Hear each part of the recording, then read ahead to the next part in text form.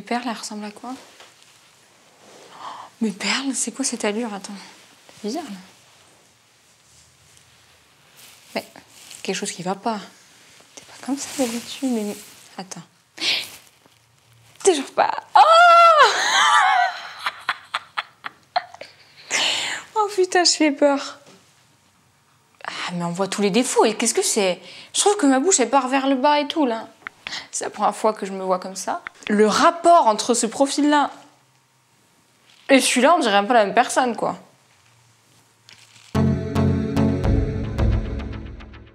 Je m'appelle Eva Douch, j'ai 23 ans. Je suis née à Bastia le 7 septembre 1996. Je suis candidate de télé-réalité et influenceuse.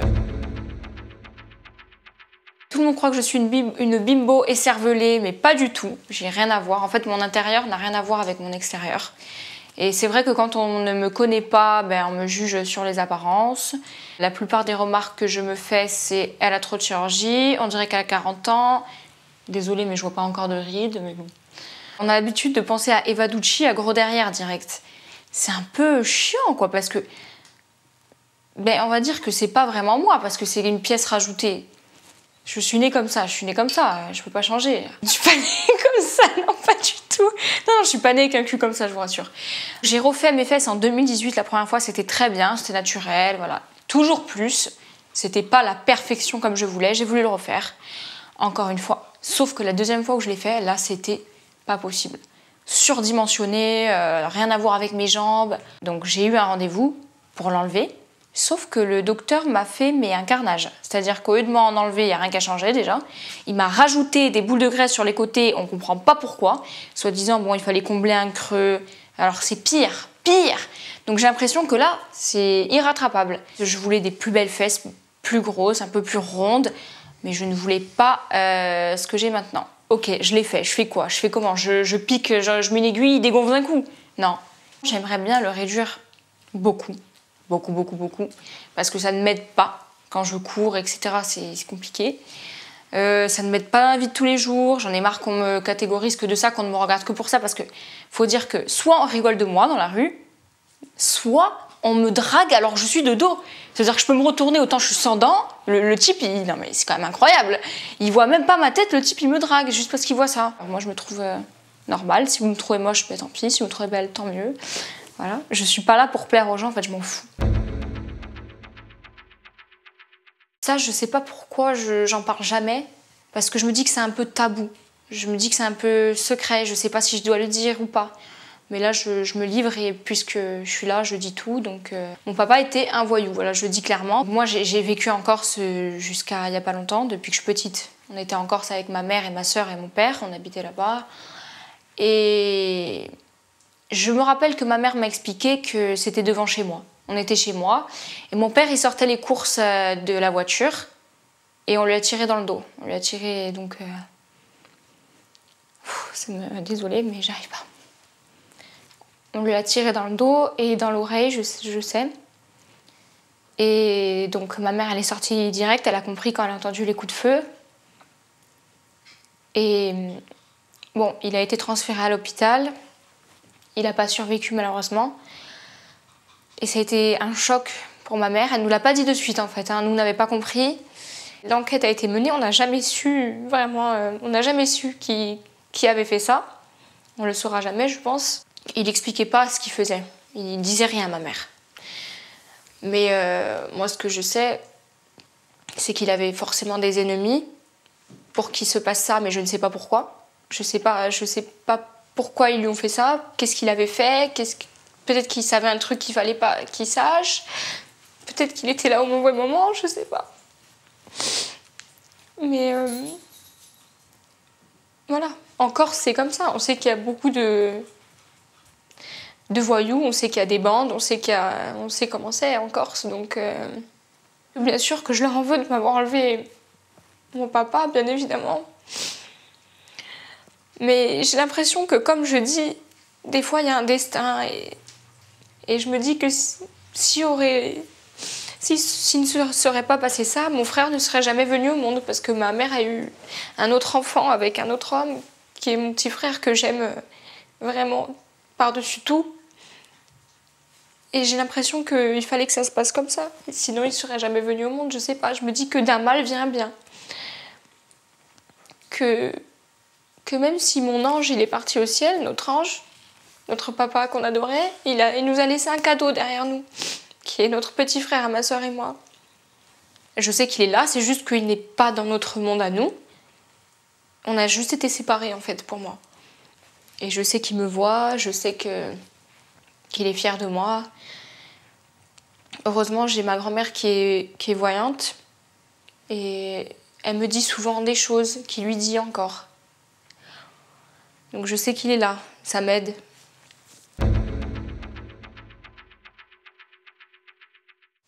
Avec ma mère, on était très fusionnels avec ma sœur et ma mère. Vraiment, on était très proches. On a toujours vécu ensemble qu'entre filles, entre guillemets. Il n'y a jamais eu de papa ni de présence masculine dans notre famille jusqu'à ce qui est du coup la naissance de mon petit frère et mon beau-père, du coup, l'homme qui avait rencontré ma mère, que j'adore. Ma mère, en fait, elle nous disait jamais rien.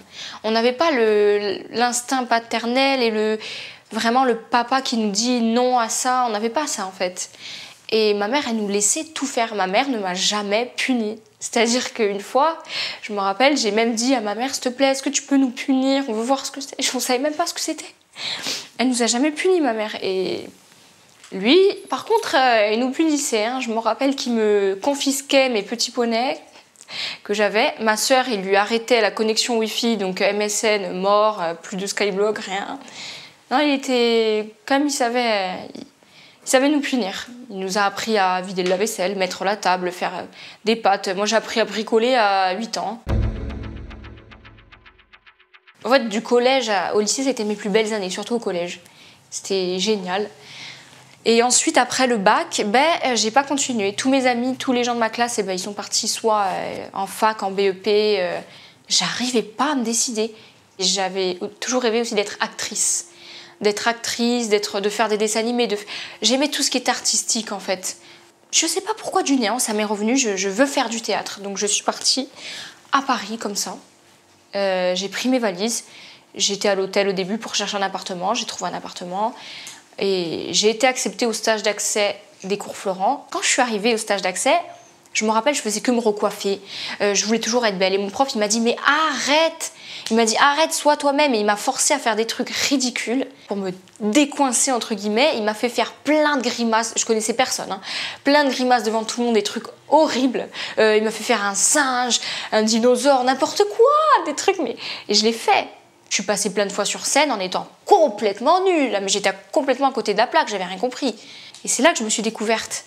J'étais pas la Eva que je suis maintenant avant de faire ces cours Florent. Rien que de faire une pièce de théâtre et d'être regardée par des gens, ça me plaisait. Que ce soit que je joue le rôle d'un plombier qui répare un truc où on voit ça arrêt des fesses, j'en ai rien à foutre. Ou que ce soit une princesse, une duchesse, j'adore. Moi, j'aime que quelqu'un me regarde pour qu'il rigole. Ou pour qu'il se sente touché, qu'il s'évade, voilà. J'ai rencontré des gens géniaux, j'ai vu des pièces super, j'ai joué des rôles géniaux aussi. Après Florent, par contre, qu'est-ce qu'on fait? C'est ça la question. Donc soit on a de la chance, on est pris en agence et on commence à faire des films, etc. Soit non. J'avais refusé une première télé. J'avais refusé l'île de la Tentation. Pourtant, je m'étais dit que je ne ferais pas de télé-réalité. Et je passais le cap. Voilà. Et pourquoi j'ai accepté? Je sais même pas. Mon sixième sens m'a dit de le faire. J'ai fait les 10 couples. Là, j'ai compris que j'étais vraiment faite pour la télé. J'ai compris que j'adorais la télé. Et plus jamais j'ai douté de me dire « Oh, mais c'est de la télé-réalité, j'hésite. Oh, » Je m'en fous, je l'assume totalement. Je l'assume totalement, j'adore la télé-réalité. J'adore. Et j'ai adoré faire 10 couples. D'avoir une caméra tout le temps, mais moi j'adore. J'adore, il m'en faut une même au quotidien. Je sais que d'avoir l'image de candidat de télé-réalité, ça peut être péjoratif, mais moi j'assume totalement. C'est un métier parce que déjà il faut avoir un certain truc pour que les gens aient envie de nous regarder, en fait, tout simplement. C'est sûr que si on est là et qu'on fait rien et qu'on bouge pas, on peut pas. Il y a des gens qui ne sont pas faits pour la télé d'ailleurs. Moi, ma sœur, elle avait essayé, elle est restée 3 jours plante verte, quoi. Et pourtant, elle est fantastique, elle est très belle, elle a de la personnalité, mais elle n'est pas faite pour la télé. Alors, en acceptant 10 couples, je me suis quand même dit pour ma carrière de comédienne, par contre là, si je fais de la télé, je risque de ne pas faire ce que je voulais faire. Voilà, il y avait quand même un risque. Certes, je me suis dit, ok, il y a des portes qui se fermeront certainement à moi dans le monde du cinéma, du théâtre, etc. Mais il y a des portes qui vont s'ouvrir aussi. Et je ne regrette en aucun cas d'avoir fait ces tournages parce que ça a vraiment été une belle expérience. Et ça nous change, mine de rien. Mine de rien, j'ai changé depuis que j'ai fait des tournages. Ouais.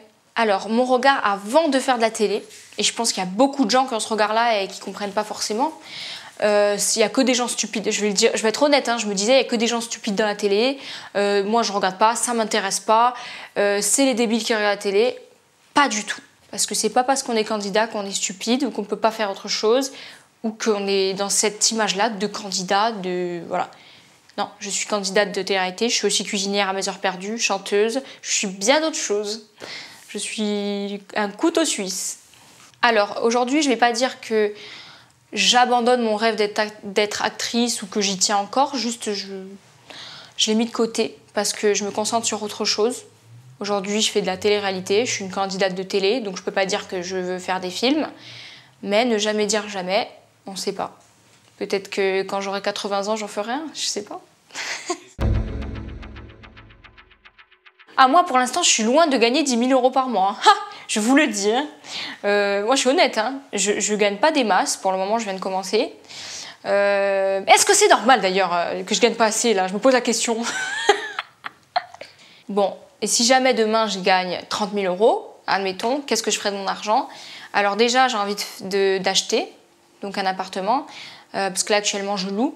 Ça, c'est la première chose que j'ai envie de faire. J'ai envie de, voilà, d'épargner pour acheter, investir. Bien évidemment que je vais me faire plaisir en m'achetant des trucs, mais je suis pas dans l'excès. Moi, je veux pas une Lamborghini, j'en ai rien à foutre. Ou voilà, si j'ai une petite RS3, c'est bien déjà. Mais voilà, je suis pas dans l'excès. En fait, je suis raisonnable avec mon argent. Je sais le gérer. Et je créerai ma marque aussi, parce que j'ai très envie de faire une marque avec ma sœur depuis longtemps. Et donc là, c'est en projet. On va créer notre marque, c'est en projet.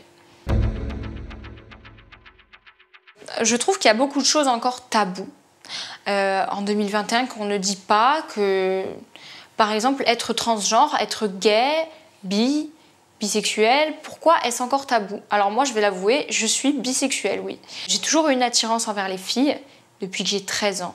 J'ai déjà eu des expériences avec des filles, mais je ne suis jamais tombée amoureuse d'une fille par contre. Et je ne sais pas si je pourrais peut-être, je pense que moi personnellement, je pense que je tombe amoureuse de l'âme en fait. De la personne. C'est-à-dire que je regarde même plus le physique. Au bout d'un moment, pour moi, c'est l'âme qui compte. Donc peut-être que je pourrais, mais pour l'instant, ça ne m'est jamais arrivé. Je trouve ça bien qu'il y ait des gens comme Eddie qui assument leur homosexualité dans la télé-réalité, par exemple, parce qu'il a aidé un ami à moi à faire son coming out. Et je trouve ça bien. C'est grâce à lui qu'il a assumé, qu'il s'est dit « je vais m'assumer ». Mais je sais qu'il y a dans des familles où c'est compliqué. Et c'est pour ça qu'il faut que ces jeunes se rattachent à autre chose. Et que ça devienne vraiment... pas quelque chose qui est censé être tabou et qui n'est pas normal.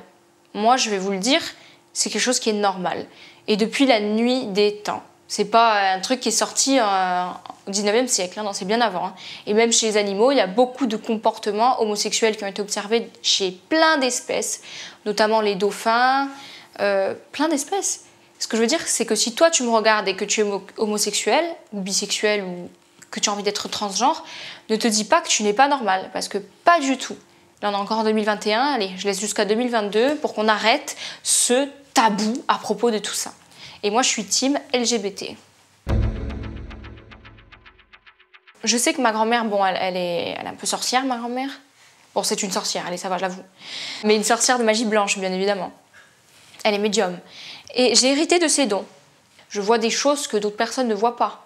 Peu importe où je suis, il se passe des choses. C'est-à-dire que je sois à Bastia, chez moi en Corse, à Paris, chez des gens, ça me suit. J'ai déjà senti comme des pas sur mon lit, très fort. Quelqu'un qui se jette sur mon lit, qui se relève, qui se jette. Je dis, mais qu'est-ce qu'il fait? En pleine nuit, il se jette, celui-là. Mais je comprends pas. Là, j'en rigole, mais sur le moment, je comprends pas, en fait. Un jour, du coup, j'ai attendu de voir ce qu'il faisait. Les pas, ils montent de plus en plus, et ça se rapproche de mon visage, et ça s'arrête. J'ai déjà senti la couverture qui s'est tirée d'un seul coup sec. Quelque chose qui est passé comme ça. Une sensation de présence insistante. Je sens que quelqu'un est là et quelqu'un me regarde. On m'a dit que ça pouvait être un djinn amoureux. Alors je ne sais pas s'il est amoureux, j'en sais rien. Mais on m'a dit aussi que ça pouvait être plusieurs esprits différents qui essaient de se manifester pour faire appel à moi, pour que j'ouvre un portail vers l'au-delà. Donc peut-être que ces esprits me sollicitent pour que j'ouvre ce portail. En tout cas, je l'ai fait. J'ai fait cette prière quand on m'a dit qu'il fallait que je fasse ça. J'ai plus jamais rien vu. J'ai plus eu de signe. Donc peut-être était-ce une âme perdue qui avait besoin de mon aide. Je pense que c'est pas la dernière que je verrai. Ou alors peut-être qu'il reviendra et que ce sera toujours le même et que je ne sais pas ce qu'il veut. Je suis fière de moi, franchement, je n'ai rien à regretter dans ma vie. Tout ce qui a été mal, bien. Toutes les souffrances que j'ai eues ou tous les moments de bonheur, pour moi, c'est ce qui fait ce que je suis actuellement. On ne doit jamais rien regretter dans la vie, on doit toujours voir au-delà, toujours plus loin. Alors, dans 10 ans, moi, je me vois déjà, j'aimerais rencontrer mon âme sœur. Parce que cette âme-là que j'ai toujours pas trouvée, elle est là. Et il faut que je la rencontre, que je connais déjà, j'en suis sûre. Donc, il faudrait que je retrouve plutôt mon âme sœur. Voilà, parce que pour moi, c'est des retrouvailles.